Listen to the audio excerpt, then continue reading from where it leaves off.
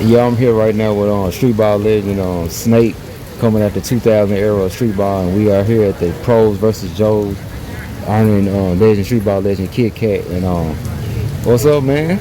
Not much, man. Just out here having some fun.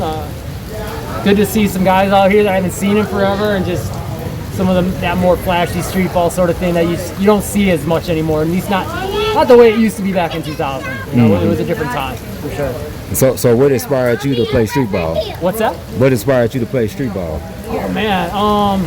Well, for me, it was like I always just kind of heard stories about these guys popping the ball off guys' heads, putting it between their legs. I'm just like, that sounds crazy. I can't imagine that.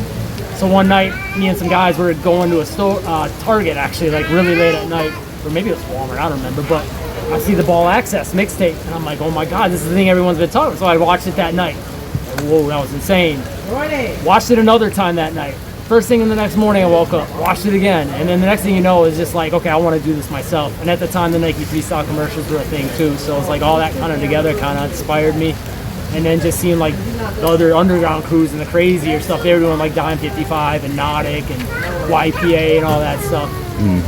So by you coming up in the era of seeing all them guys, stuff like that, what made your game different from everybody else's game? That was like a big thing for me. Like I always enjoyed when Fred's first off Sauce, like he was doing something different, right?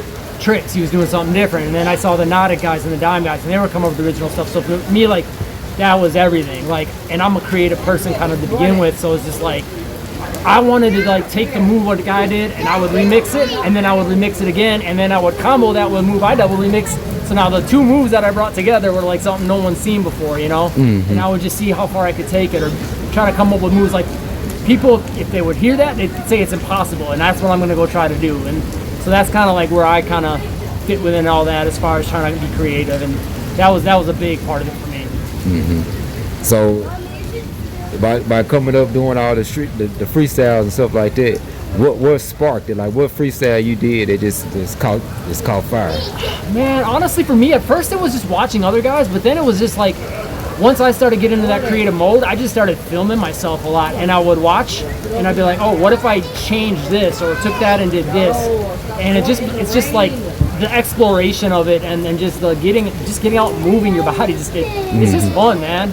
So the freestyle that you did, like what made it go when it went viral? What did it do? Like it just like when your freestyle started going viral, like what opportunities galore, man. I just started sending it out to different people and stuff. So I got on like the YPA's second mixtape, which ended up going in Best Buy. Ended up doing an NBA commercial, tours, like just so many opportunities. Jordan brand events they would bring me out to, and now it's become like I now do more fundamental basketball, but it's become more of like it is a full-time job for like the last 12 years on the fundamental side, but it was the beginning of this, you know what I mean? Was all the freestyle stuff. So just a million opportunities. Like NBA 2K, I did motion capture for that. So just all kinds of stuff, man. It just shocks me, honestly, if you think about it. Like, just because of the time when we were coming up, like the idea of being able to do any of that. I was from a small town in Wisconsin, like literally not even a small town, like the country in Wisconsin. Like doing that would have been insane, but with like the internet coming up with that first era of street ball, like that made a lot of things possible for me. Okay.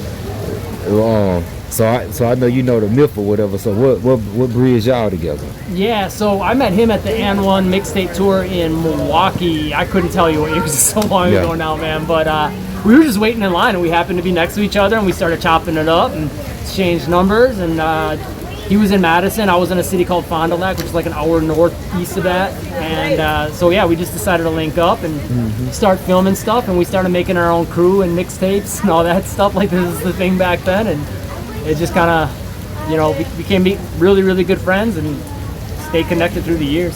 Okay.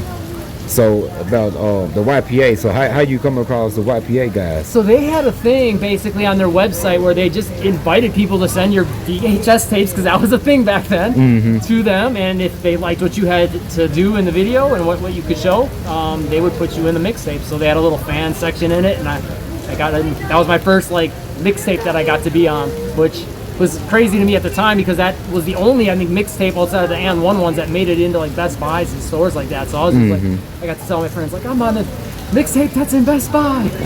So that was my first little taste of some success on that side of things. So for the era now, like how do you look at the street ball scene now?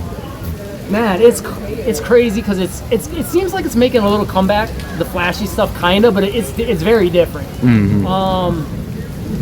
It feels like it's a little more within the game, which the rules of the game have changed with like the gather stuff and things like that nowadays too. So things seem to revolve a little more around that and footwork, and there's a little bit of the flashiness with the ball control. Whereas I feel like back in the day it was more about the flashy ball control and what you could do with the ball within a dribble and a little bit with the footwork. Yeah. So I've definitely seen that change, but it's cool because every generation's kind of got their own evolution, and I'm sure there'll be a comeback of what we've done, but with a twist on it, and then what they're doing now, come back 20 years from now with a twist on it. So it's just cool to see how things evolve, and yeah, I think it's all great. Okay. And so the era too. So what's your top street baller that's playing now? Like it's kind of that's doing their thing. Who you been watching? Man, I don't really follow it as much as I used to, but I see some clips from random guys here and there. Like there's that guy that says I'm 40. 40, yeah. I've seen some of his stuff. He's fun to watch. So he's like my age, so and he's kind of doing what we used to do. I've seen some of your stuff. I think that's dope. Outside of that, I don't see a lot of people doing it like the way we used to do it. You know what I mean? Yeah. Like I've seen White Iverson, like he's pretty sick, and some of those guys like that. Devontae Friga and stuff like that. But I don't follow that stuff as much as I used to. Follow street ball because not that I dislike it, but it just doesn't like.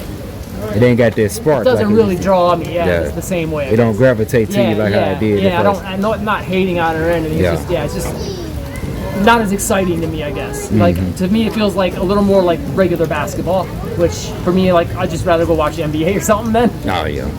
So, since we at the event or whatever, how did you know about KitKat? Yeah, so I met KitKat up in like Boston, New Hampshire area for a couple of games, man, like 10 years ago. And I always knew he was from Dime just from watching the videos back in the day. But so he was always exciting to watch for me, and I didn't know what to expect when I first meet him because it's kind of intimidating because there's like one of the guys that was on mixtapes before I started getting on the mixtapes and stuff. Yeah. So, but yeah, it was cool to meet him. He was a real chill dude, and instantly like we hit it off. He's a down to earth guy, so. It was just really fun to kind of see him in person and see him play and just finally get to meet one of those guys you watched on mixtapes for years. But yeah, literally just met him over the course of a couple days and got to hang out. But it's definitely some memories I'll always remember for sure. Okay. So shout out to Cross and D.K.K Productions, doing the thing, man. Awesome to see anyone out there keeping the street ball stuff alive. We need more of it, honestly, in my opinion. So hopefully, that can spark some other people. If you're watching this, go out there and try to do some of this stuff and keep the thing going, man.